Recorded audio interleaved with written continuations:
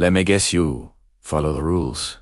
You work hard. You believe in fairness. And yet, you're constantly being outmaneuvered, outplayed, and underestimated. You watch as your rivals, the ones who seem to operate by a different, darker set of rules, climb right past you, leaving you in their dust. It feels unjust. It feels like you're a pawn in a game you don't even understand, and you're tired of losing. What if you could turn the tables? What if you had access to a 500-year-old playbook that has been used by history's most powerful leaders to seize control and crush their competition? Let's be clear, this isn't a guide for the faint of heart. This isn't about playing fair. This is about understanding the brutal, cold mechanics of power, as described by the master himself, Niccolò Machiavelli. For centuries, his name has been a stand-in for evil, deceit, and ruthless ambition. His most famous work, The Prince, has been called a handbook for tyrants, but to dismiss it so simply is to miss its terrifying genius. Machiavelli wasn't a teacher of evil. He was a student of reality. He was a political scientist who, after being exiled and tortured, wrote down what he'd observed about human nature and power. His conclusion: in the savage arena of life, virtues like humility and kindness often lead to ruin. Success, he argued, doesn't belong to the most moral person, but to the one who understands the unforgiving laws of power. We're about to distill his 500-year-old wisdom into 8 modern tactics, a step-by-step playbook to help you go on the offensive, dismantle your rivals, and finally claim the position you deserve. Forget everything you thought you knew about fairness. It's time to learn how the world really works. Defy slow, embrace the duality of man. Be both the lion and the fox. Machiavelli's first lesson is an attack on the very idea that you should be just one thing. In chapter 18 of The Prince, he writes that a leader has to learn how to act like a beast, because laws aren't always enough. Specificagi, he says a prince must be 2 animals, the lion and the fox. This isn't just poetry, it's a strategic directive. The lion is all about strength, force, and intimidation. It's powerful enough to scare away wolves to crush threats, assert dominance, and project an aura of unchallengeable authority. In the modern world, this is the force of your will, the undeniable quality of your work, and your willingness to have a direct confrontation when you have to. It's the power that makes rivals think twice before they challenge you head-on. But, as Machiavelli warns, the lion is defenseless against traps. Brute force alone is clumsy and predictable. It can be easily outsmarted. This is where the fox comes in. The fox is all about cunning, subtlety, and recognizing traps. The fox isn't strong, but it's clever. It survives not by fighting wolves, but by seeing their snares. The fox is a master of deception, misdirection, and psychological warfare. In your life, this is your ability to read the hidden agendas in a room and use charm and calculated ambiguity to your advantage. The fox doesn't meet force with force. It sidesteps, manipulates, and turns an enemy's strength against them. Most people fail because they are only one or the other. They're the honest, hard-working lion who gets caught in a political trap. Or they're the clever but weak fox who has no real power to defend themselves when a rival decides to use brute force. To destroy your rivals, you have to become both. So, how do you actually use this? First, build your lion. This is your foundation of non-negotiable exient. Your work has to be so good, your knowledge so deep, and your results so undeniable that they simply can't be ignored. This is your raw power. When you speak, people listen not because you're loud, but because your words are backed by proven competence. This is what scares the wolves. Second, cultivate your inner fox. This means you need to become a student of human nature. Listen more than you speak. In meetings, don't just hear the words. Watch the eyes. Observe who supports whom and who benefits from a decision. The fox understands that the most important information is rarely spoken aloud. Use charm as camouflage. Project warmth and sincerity, even as you calculate your next move. This disarms people. They'll see a friend, not a strategist. And they'll lower their guard. Your rivals will expect you to be one or the other, a brute or a schemer, Your power comes from their inability to predict you. When they expect the lion's roar, give them the fox's silence. When they set a trap for the fox, smash it with the lion's paw. This duality makes you unpredictable. And, in the game of power, the unpredictable player holds all the cards. The second law, master the art of perception. It is better to be feared than loved, but never hated. This brings us to maybe the most infamous piece of advice from the prince. Machiavelli asks, is it better to be loved or feared? His answer is that you'd want to be both, but since that's difficult, it is much safer to be feared than loved. This isn't a call for mindless cruelty, it's a cold look at human nature. Machiavelli argues that love is held by a chain of obligation, which people being selfish will break whenever it serves their interest. Your allies love you when you're useful. That loyalty is fickle. Fear, on the other hand, is held by a dread of punishment, and that never fails. A leader who is feared commands obedience, not out of goodwill, but out of a rational calculation of self-preservation. They may not like you, but they won't cross you. But here's the critical part everyone misses. A prince must avoid being hated at all costs. Fear creates caution. Hatred creates rebellion. When people fear you, they're careful. When they hate you, they become desperate. And a desperate enemy is the most dangerous enemy of all. So, how do you inspire fear without making people hate you? Machiavelli gives 2 rules. First, don't take their property. Second, don't mess with their honor. In modern terms, don't mess with people's money or their dignity. Don't steal credit for their work. Don't publicly humiliate them. And don't attack their reputation without cause.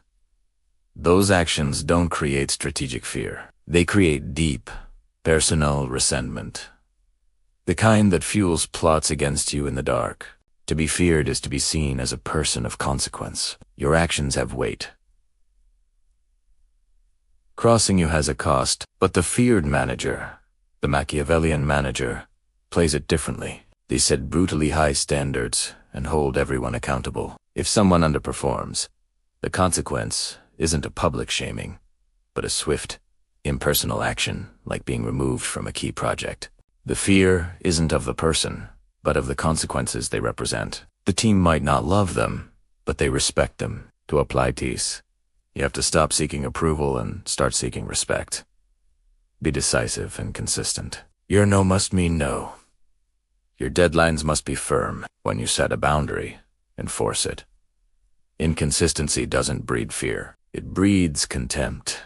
Punish actions, not people. If a rival makes a move against you, counter their strategy, not their character. If a colleague tries to steal credit, don't gossip about them. Instead, methodically and publicly document your contributions, making their claim impossible. They'll learn to fear your thoroughness, not your temper. Use cruelty economically. Machiavelli admired leaders like Cesare Borgia, who, after conquering a chaotic region, appointed a cruel governor to pacify it. Once order was restored and the people hated the governor, Borgia had him publicly executed. With one horrific act, Borgia satisfied the people's hatred and transferred their fear to himself. The lesson: if harsh measures are needed, do them quickly and decisively, then stop.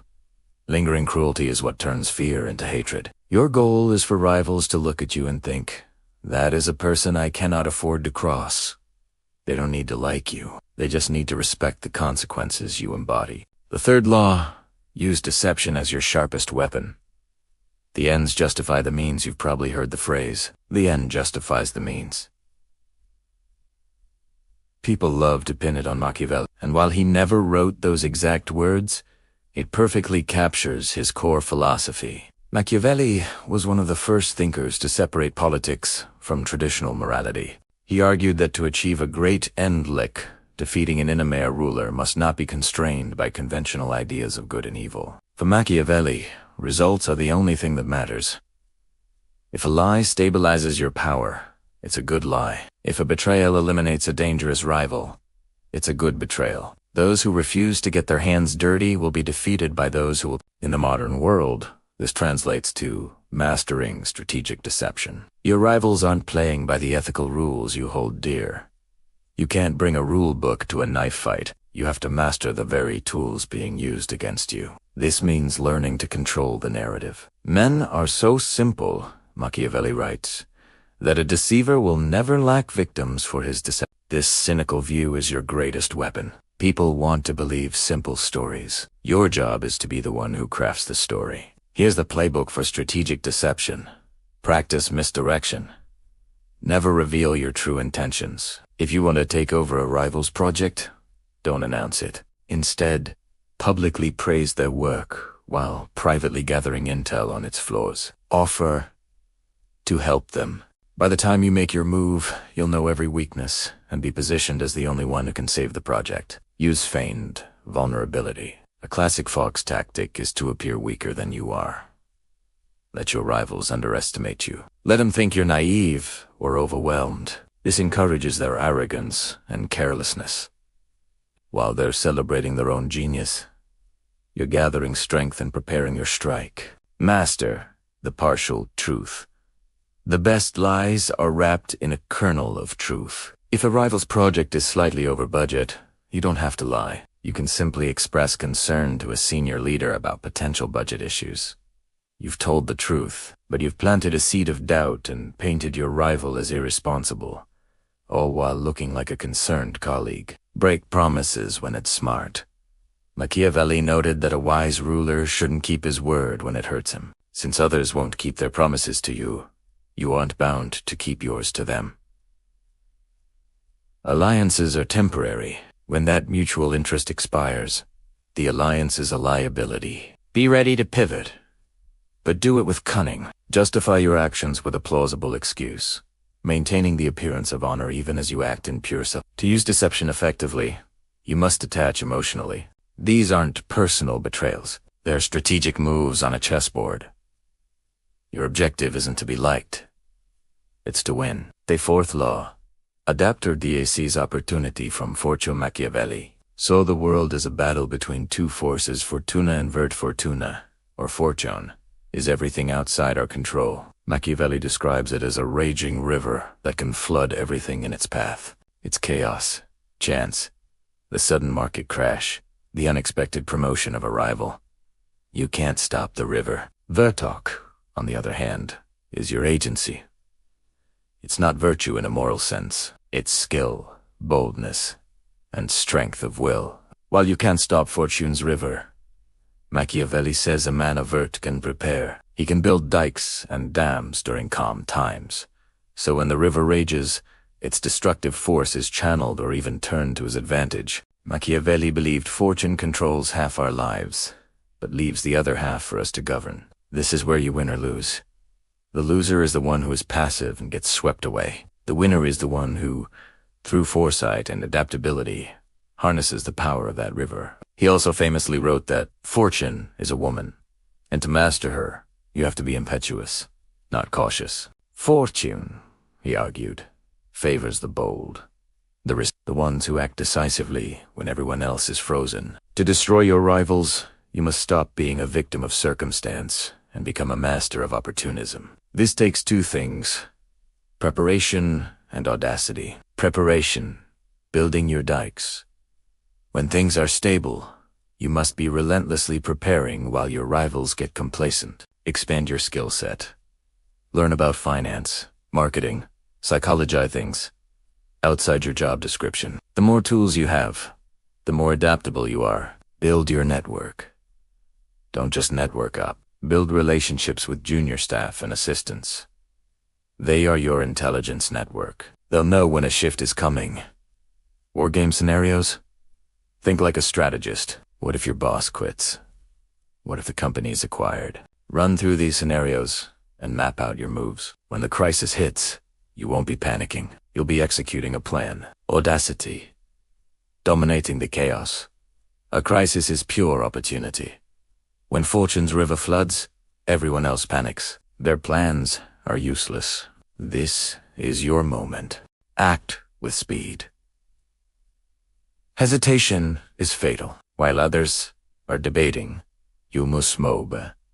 Be the first to volunteer a solution. In a leadership vacuum, the first person to act decisively often becomes the new leader. Pivot aggressively. A true Machiavellian doesn't cling to a failing strategy. If the market changes, don't defend your old project. Be the first to propose a new one. Exploit your rival's weakness. Chaos exposes people. A rival whose old talk will be exposed when a crisis demands results. Look for these fractures and apply pressure. Offer to help them with the very tasks they're failing at, positioning yourself to take over. Think of Netflix versus Blockbuster. Blockbuster was rigid. When the internet fortuna created a flood of new possibilities, they failed to adapt. Netflix acted with Vertok. They were bold, adaptable, and seized the opportunity, ultimately destroying their much larger rival. Stop waiting for the perfect moment. It's a myth. There's only the chaos of now, and the choice to be its victim or its master. De fifth law, crush your enemies completely. Eliminate threats strategically on this point. Machiavelli is brutally clear. When you defeat an enemy, you must either treat them so well they have no reason for revenge, or you must crush them so completely they have no ability to retaliate. The middle path, injuring them slightly, is the most dangerous of all. Men ought either to be well treated or crushed, he writes, because they can avenge lighter injuries, but not serious ones. It's a chilling lesson. A rival you've merely embarrassed isn't defeated. They're a future enemy. You've just given a reason for revenge. They will wait, they will plot, and they will strike when you least expect it. Leaving a wounded enemy alive is a massive strategic blunder. In the modern world, crushing an enemy is rarely physical. The battlefield is the office. The weapons are influence and reputation. To crush a rival completely means neutralizing their ability to be a threat. Here is the modern guide to eliminating rivals. Isolate them from their power base. A rival's strength comes from their network, their allies, or their boss. Cut them off from that source. Sow doubt between your rival and their supporters. Build a stronger, more direct relationship with their powerful backer. Make yourself more valuable until your rival's influence withers. Engineer their failure and be the solution. Don't attack a rival when they're strong. Wait for them to make a mistake. Then, instead of blocking them, help them fail. Publicly support their risky project. Encourage them. Let them walk right into their own trap. While they're failing, you prepare the solution. When their project collapses, you step forward with a well-thought-out alternative. You're not the saboteur. You're the savior. Kick a man when he's down. This is the most ruthless application. When a rival suffers a setback, a failed project, a public mistake, they are vulnerable. This is not the time for compassion. This is the time to strike. Use the opportunity to seize their territory. Volunteer to take over the duties they can no longer handle. Frame it as helping the team, but you're actually absorbing their power. Ensure there is no path back. Once you've removed a rival from power, make sure they can't return. This might mean ensuring they're moved to an irrelevant department or that their replacement is your ally. The goal is to make their defeat permanent. In corporate restructurings, the new leadership systematically purges loyalists of the old regime. It's brutal, but it works. This is the dark calculus of power. It requires a level of strategic cruelty most people find repellent. But in the corporate jungle, if you wound a predator and let it live, it will come back to hunt you. If you want to thrive, you can't afford half measures. De sixth law, the art of the puppet master. Delegate unpopular tasks. Every leader has to do unpopular things.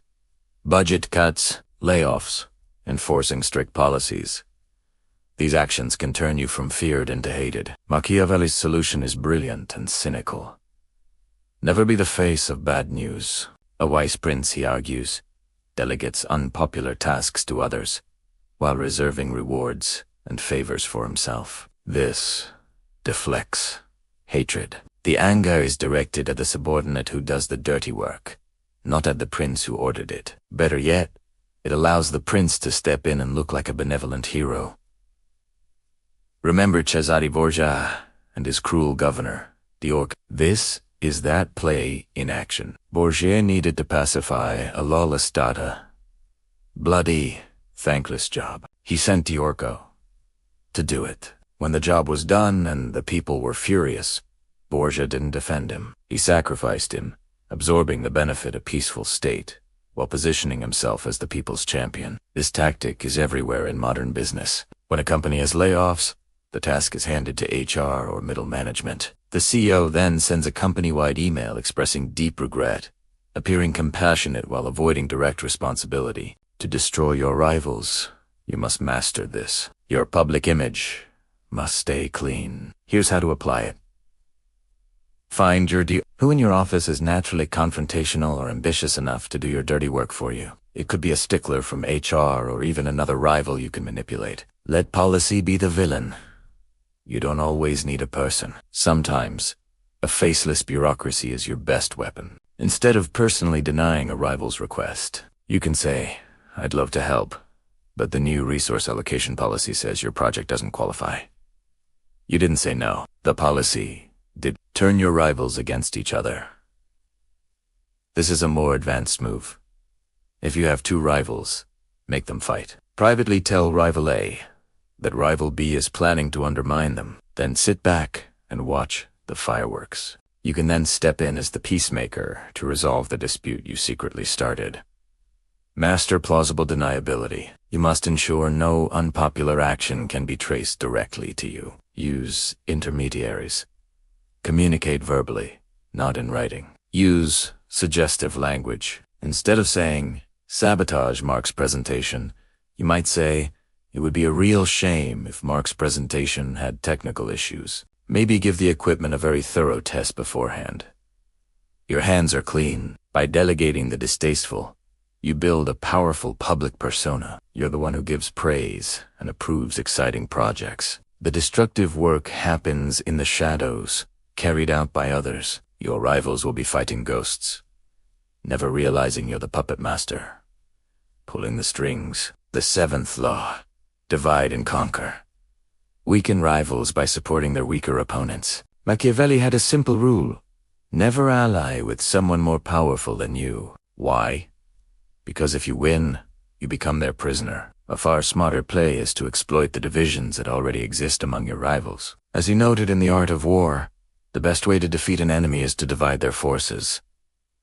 Instead of confronting a powerful group head-on, a foolish lion tactic, the cunning fox breaks them apart. You weaken the strong by giving support to the weak. You fuel existing jealousies and mistrusts within their ranks, making them fight each other instead of you. This is a classic strategy in corporate politics.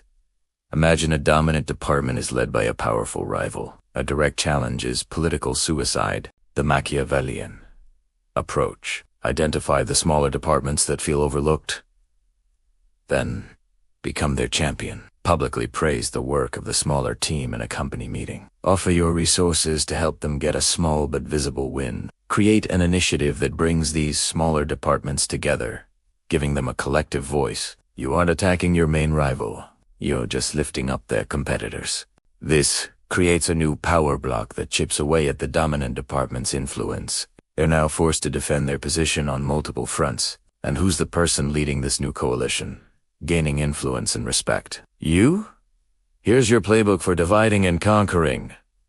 Map the factions. Every organization is a collection of tribes. Identify them. Who are the dominant players? Who are the up-and-comers?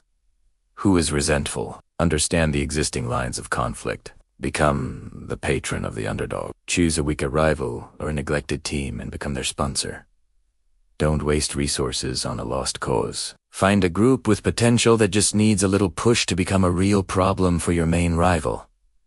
Amplify their grievances. Subtly fan the flames. You might say to a leader of a smaller team, "It's a shame your successes don't get the same visibility as the sales team." This validates their feelings and turns their envy into a weapon. Act as the neutral mediator. Once the conflict escalates, you can insert yourself as a neutral mediator. This gives you immense power. You control the flow of information and can frame the compromises in a way that benefits you, all while looking like the voice of reason. Let's say two rivals, Sarah and Tom, are competing for the same promotion. Instead of trying to outperform them both, you go to Tom and say, "I'm a bit worried. I heard Sarah's telling leadership your part of the project is behind schedule. Probably just a rumor, but I thought you should know You just lit a match. Their professional relationship will implode, and they'll waste their political capital fighting each other. Meanwhile, you stay on the sidelines, looking professional and above the fray. Let them fight. Let them weaken each other, and when they're exhausted, you can step in and take the prize. They ate Lao, reshape the battlefield. Reform institutions to consolidate power. This is the final law. The ultimate power move. While your rivals are busy playing the game, you change the very rules of the game itself. Machiavelli advised new princes to secure their power by changing the old systems and creating new ones loyal to them. Old systems have old loyalties. The established processes and hierarchies were likely created by the people currently in power, your rivals. As long as you operate in their system, the game is rigged. To truly win, you must make that system obsolete. When a new CEO takes over, what's the first thing they do? They announce a corporate restructuring. This sounds harmless, but it's a pure Machiavellian power play. The CEO is dismantling the old structures that supported the previous leadership. They break up power blocks, change reporting lines, and create new roles. And who gets appointed to lead these new departments? People loyal to the new CEO. You may not be a CEO, but you can apply this on a smaller scale. Your institution might be the weekly team meeting or the project management process. Here's how you reshape your battlefield.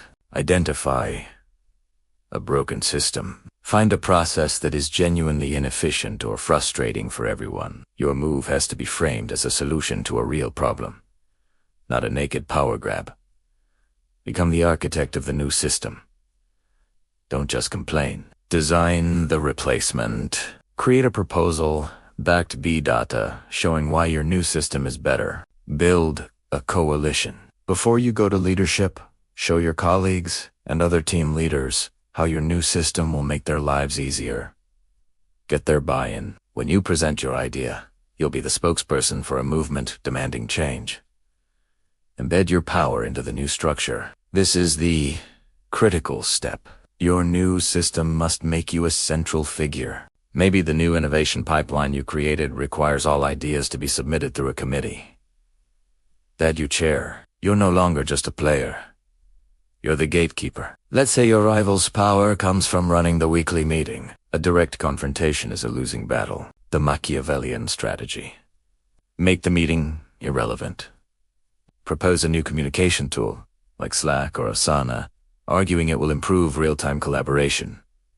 Champion it. Teach people how to use it. Soon, all the important decisions are happening on this new platform, where you, as its architect, have a privileged position. Your rival is still king of a castle, but you've moved the entire kingdom to a new continent that you own. This is the most sophisticated form of warfare. Your rivals will wake up one day to find the ground has shifted beneath their feet. The old sources of their power have vanished, and a new order has emerged on order that you designed and controlled. They haven't just been defeated, they've been made irrelevant. Look, Machiavelli's principles aren't comfortable. They're cold, pragmatic, and they cut against everything we're told about fair play. They reveal a world driven by self-interest, fear, and a relentless hunger for power. But as Machiavelli himself would argue, refusing to look doesn't make the abyss go away. It just leaves you vulnerable to those who have learned its lessons. This playbook is a weapon, and in a world where you feel constantly outmaneuvered, maybe the greatest danger is to remain unarmed. So the choice is yours. Keep playing by rules your rivals gleefully ignore, or pick up this 500-year-old manual for warfare and start fighting back. The world doesn't reward the good. It rewards the effective. The question you must ask yourself is not, is this right? But, am I willing to do what is necessary to win? The games of power are always being played. It's time you learned how to win.